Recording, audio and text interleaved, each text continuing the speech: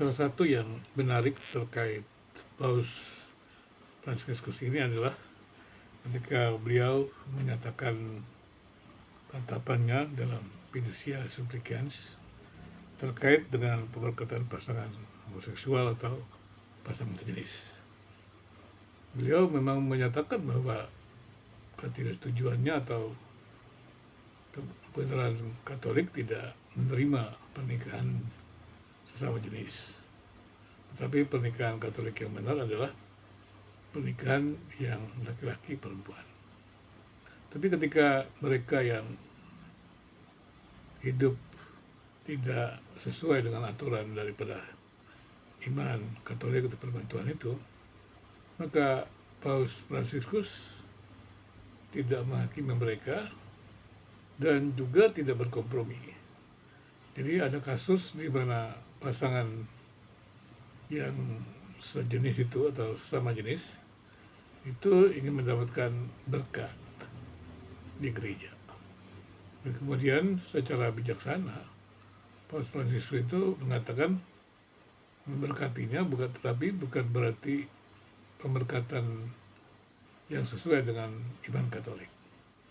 Karena iman Katolik hanya bisa memberkati pernikahan laki-laki dan perempuan. Tetapi ketika pasangan sejenis itu meminta berkat, yang dipahami di situ adalah atau dinyatakan oleh Paus Fransiskus adalah bijaksananya bahwa ketika mereka atau pasangan sejenis itu datang memohon berkat karena merasa bahwa mereka tidak mampu menghadapi hidup itu kecuali meminta pertolongan Tuhan, maka kemudian tanpa berkompromi dengan ajarannya dan Paus Fransiskus memberikan bijaksananya, yaitu gereja boleh memberkatinya di dalam arti kata karena permintaan daripada pasangan sejenis itu, bukan karena doktrin daripada gereja Katolik. Jadi karena dengan alasan atau dengan bijaksana bahwa mereka meminta berkat dan diberikan berkat. Di sini kita melihat sebuah pemikiran ataupun bijaksana yang luar biasa. Jadi Paus Fransiskus tidak mengkompromikan ajarannya, tapi juga sebagaimana sering diterangkan olehnya bahwa siapa dia yang menghakimi. Jadi ketika dia mengatakan yang benar dan kemudian pasangan sejenis itu tidak mau menerimanya, tapi mereka mengharapkan berkat gereja. Berkat gereja diberikan juga bukan karena persetujuan, tetapi karena permintaan mereka yang membutuhkan berkat Tuhan itu. Jadi gereja memberkati menurut pernyataan dari Paus Fransiskus pasangan sejenis itu bukan karena setuju, tapi karena mereka meminta ataupun mengakui bahwa mereka membutuhkan Tuhan. Dan saya pikir ini juga sebuah hal yang bijaksana, karena memang Tuhan sendiri belum menghakiminya. Enggak siapa kita yang menghakiminya. Tapi dengan menjelaskan tersebut atau memberikan berkat tersebut, maka tentunya Paus Fransiskus berharap bahwa mereka menemukan Tuhan, menemukan kebaikan-kebaikan yang mereka dapatkan dalam hidupnya.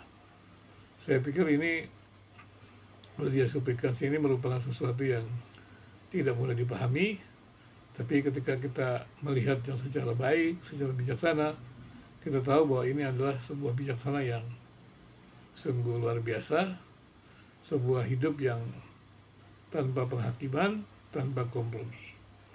Dan keputusan itu tidak merubah doktrin Katolik sama sekali, tapi memberikan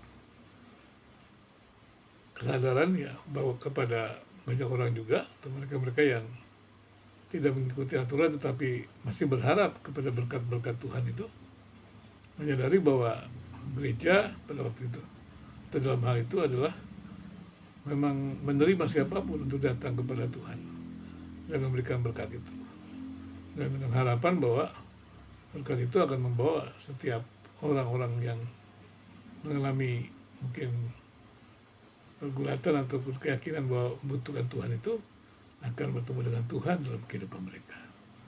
Sekali lagi memang sesuatu yang tidak mudah dipahami, tapi saya bisa memahami. Dalam arti kata, karena ini bukan sebuah kompromi, tapi sebuah sikap yang tidak menghakimi, menghargai, dan menginginkan semua orang kembali kepada kebenaran.